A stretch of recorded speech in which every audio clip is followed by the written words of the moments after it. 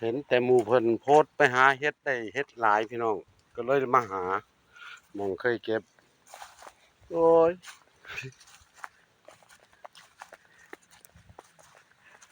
แปลนปานยังพี่น้องเอ้ยนี่ปกตินี่เฮ็ดละโงกมันสิออกตัวนี้ปีนี้แล้วเลย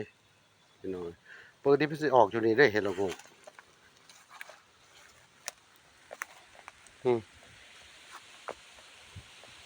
เฮ็ดละโงกเฮ็ดดินปกติเต็มอยู่นี่แหละนี่มันฝนตกหลายพี่น้องตกคู่มื้อคู่เว้นกลางคืนก็ตกกลางเว้นก็ตกเบิ่งน้ำมาของแล้วต้นทุเรียนนี่โค่นหมดเลยนี่ปลูกใหม่นี่โอ้ยบ่ได้กินดอกพี่น้องเอ้ยมื้อนี้ปกตินี่ตามอันนี้นี่เต็มเลยนะเฮ็ดนี่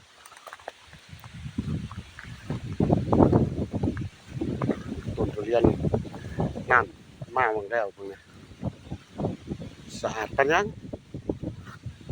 เอ้าตามนี้แหละพี่น้อง